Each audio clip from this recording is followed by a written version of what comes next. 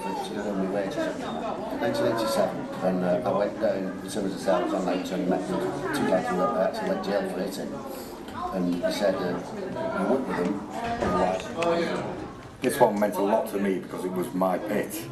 And the badge to me, what memory it meant for me was, we are miners, united, will never be defeated. Okay, so this is the 30 years of exhibition display here. We've got a set of objects that were shared and then curated by the group. We've been working with people from the ex-mining community and their families in St. Helens. And we've got a range of stuff really. There's things from the miners' strike, and then we've got things that have been from the time in between. So we've set up this sensor device here. So if you want to hear a little bit about the memories that these objects spark for people, you put the sensor device over it, and you'll get to hear the memories that they spark for them. So here's one of the objects. We've got the Support the Miners badge from Bull Pit that was given to us by Stuart. So if we want to hear Stuart kind of talking about this and what it means to him, then we'll put the sensor over this plastic tally here. This one meant a lot to me because it was my pit. And the badge to me, what memory it meant for me was, we are miners, united, will never be defeated. So for me, that was my identity mark, that I was a striking miner from Bull Collar. I would wear my badges with honour every single day. They became... Okay, so as we're meeting with the group each week, we'd be kind of talking about the strike a lot, but then also talking about what people have been doing with their lives since then, and you know how times have changed. So we talked a bit about sort of technologies. We've got George brought in his old phone, mobile phone from the 80s. This was apparently one of the first mobile phones you could buy yourself. So it was give you contact between two people instead of going in one of the old telephones. We had a caravan in Wales. You could sit in the caravan and actually use the phone and phone home instead of going out queuing up to get in a phone box. And then Sue was telling us after the strike and the kind of the hardships of the strike and things like that, it was a really big deal for her the first time she could afford to take her son on a big day out to London. So she took her son, even though she couldn't stand wrestling, she took her son to go see WWF at Wembley.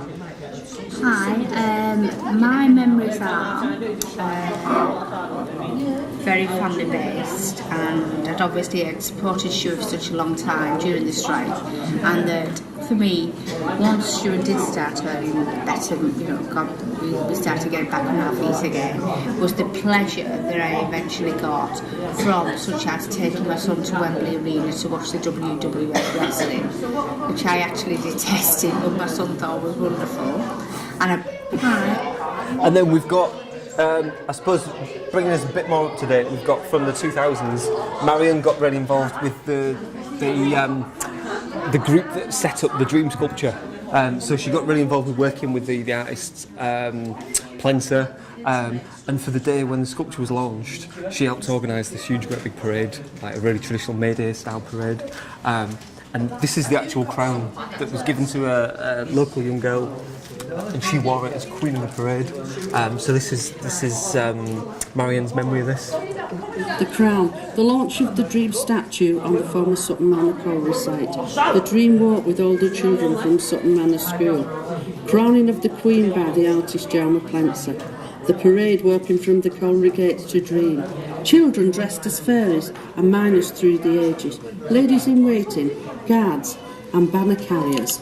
I am a female, I'm 6 years old now, I have the voice of a girl, I'm Some of the objects we've got, we were playing with this idea of enchanted objects. So this idea that objects might know about the memories that they're sparking us, and they might know when we're talking about them or thinking about them. So we've got two objects here that are responding to the internet. We've got the Dream Crown. So if people are talking about the Dream Crown on Twitter, using the hashtag Dream Crown there, the crown will sparkle. So we've got some lights that will kind of flash in it and it'll sparkle away. And then similarly as well, if people are talking about the foam hand and chatting about that on Twitter using the foam hand hashtag, the handle gives a little wave.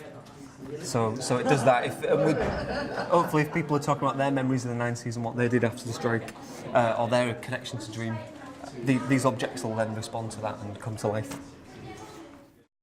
The tins that people used to take the label off, those you didn't know what was in them. So it was potluck when they went round and round to the houses, and people would take the label off and throw them in, because if you didn't, I suppose everybody would take the best of what was there. So the labels were taken off. So you took potluck. You could have a tin of soup, a tin of custard. The crown, of course, was the day of the launch. Jarma, the artist himself, crowned the Queen. We had about 2,600 walking on the day. It was a big carnival atmosphere, actually. The little girl looked absolutely beautiful. We've kept the crown as a memento, you know, just of the occasion. I don't like to get rid of it because, well, I just don't really. What was your role in that day? I organised all the children and all the dress and the carnival that the children walked in. Jarma actually came to me after he'd crowned her, and he thanked me for the day because he'd never seen anything like that. Now, this exhibition that they've put on, what do you think about it yourself? Have you enjoyed it? I've really enjoyed it, John. Yeah. Yes, Yeah, I mean, it's given us a rough idea of what went on, like when the strike was on, etc., you know. And I've really enjoyed it, coming to different venues and meeting different people and seeing all the artefacts that's here. And the badge to me, what memory it meant for me was, we are miners, united, will never be defeated. So for me, that was my identity now. And I was taking my badges on every single day. They became like campaign medals. I went into Yorkshire Picketman, I would swap my badges with Yorkshire Picketman, I would swap even some of my badges. So they became like campaign medals. Probably more medals than Idi Amin at once dressed. Dapper.